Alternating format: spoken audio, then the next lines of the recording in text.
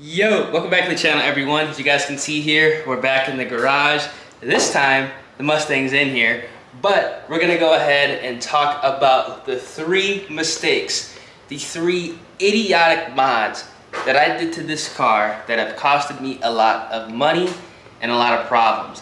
Now, I'm not afraid to go ahead and admit where I messed something up because I want to prevent you guys from wasting a lot of unnecessary money on modifications that you don't need, or modifications that you should do in tandem with each other so you don't end up blowing a lot of money down the line like how I have done. So if you guys are new to the video, make sure you guys drop a like on the video, subscribe to the channel, and also turn on those post notifications. Let's get right into it. Now, the first mistake was a costly one. This is something that I wish I did in tandem with another mod. Now, what you don't want to do, as you guys can see down there, is you do not want to install BBK long tube headers without going ahead and changing your clutch at the same time. Now, there's a caveat when you go ahead and save money buying the BBK headers over the Cooks or the American Racing headers. That being said, when you blow that clutch up, which it will happen, especially since you're going to be increasing the power and most likely ragging the car, you're going to have to take off the whole front end of the car. You're going to have to take off the headers, which are a pain in the ass to install, to go ahead and swap out that clutch. Now, what I recommend you guys doing is spending the extra money and replacing your clutch and the headers at the same exact time, so you're not going to go ahead and go through that issue. If you're doing it yourself, you're going to be saving yourself a bunch of man hours. If you are taking it to a shop and getting it done, you're going to be saving yourself thousands, and I mean thousands of dollars, because when you blow that clutch, they're going to have to take off the headers, they're going to have to take off the front K-member, they're going to have to drop the whole front of the car just to replace that clutch, because you decided to go ahead and get BBK long tube headers and now replace the clutch at the same time. Now, the other solution you can do is you can spend the extra money and buy Cooks or American Racing headers, because the fitment on those headers are significantly better, allowing you to actually change the clutch without dropping the front end and the headers off the car.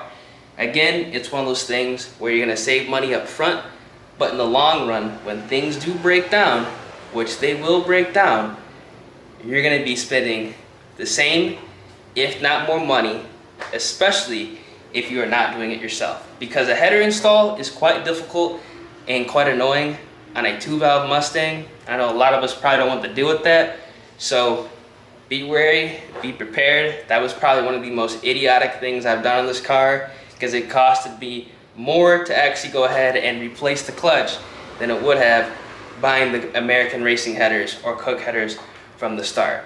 And I wouldn't have to go through all that issue. So, buyer beware. That's my kind of advice to you guys. Replace that clutch, replace the header at the same time. You're going to save yourself a lot of time as well as money. Now, the second modification that I wish I did not cheap out on, and it's currently biting me in the ass, are these right here. The Edelbrock MSD cold packs, or what I like to call the Edelbrock shit SD coil packs, because these will fail on you very, very fast. I can guarantee you that.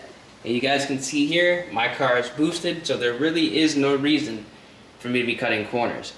Now, what you're going to want to do is when your coil packs start to fail, or if it's time to replace them, or you just want to go ahead and freshen up the whole motor, you're going to want to go to Friendly Ford, Rock Auto, Summit Racing, and get yourself the OEM Motorcraft coil packs. I know they're expensive, they're very expensive, in my personal opinion, they're overpriced. Get out of there, B.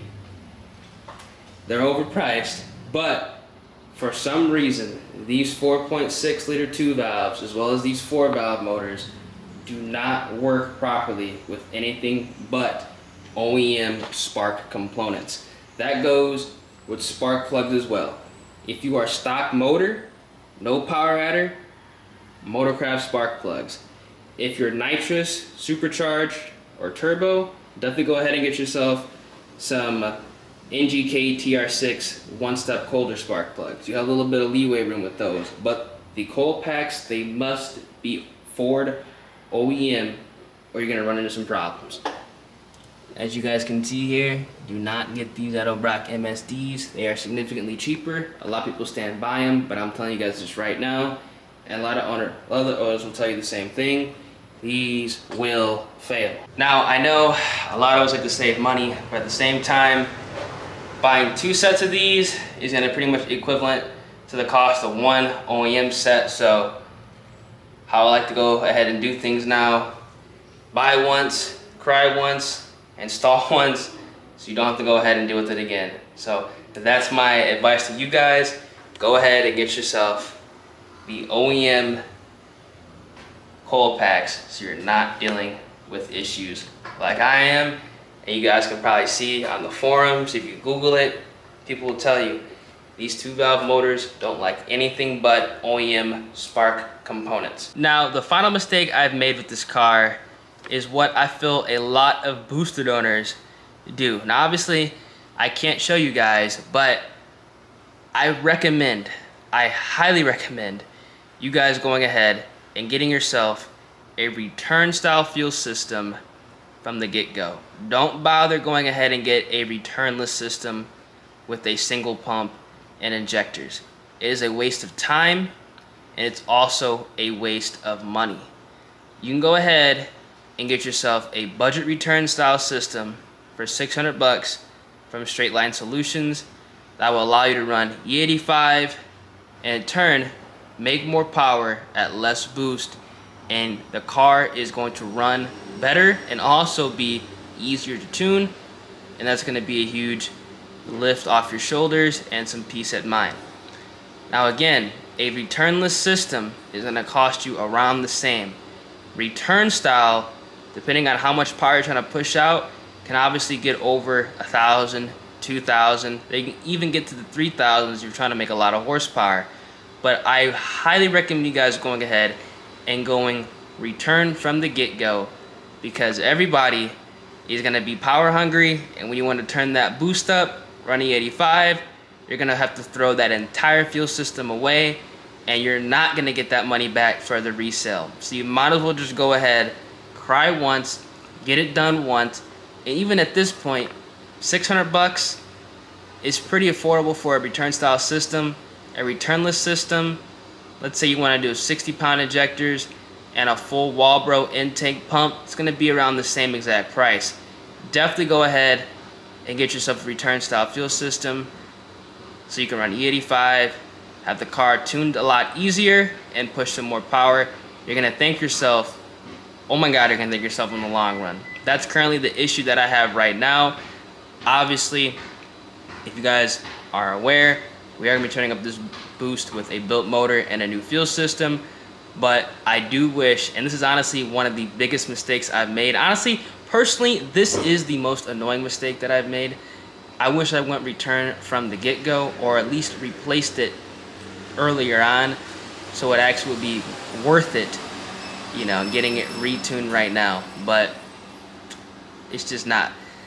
So yeah, man, those are some mistakes I recommend you guys not making like I did, because it will cost you a lot of time and money, and that's something that I feel like it will be annoying when building up these 2 valves. So if you guys enjoyed this video, make sure you guys drop a like on the video, subscribe to the channel, and also turn those post notifications. These are 3 idiotic mistakes that I've made that I feel like a lot of you guys have probably made as well. And for those of you who are lucky enough to have not done any of this stuff yet, don't make these mistakes. You will thank yourself. I'm telling you guys, you will thank yourself a whole lot in the long run. It's been your boy Ears, and I'm gonna catch you guys in the next one. Deuces.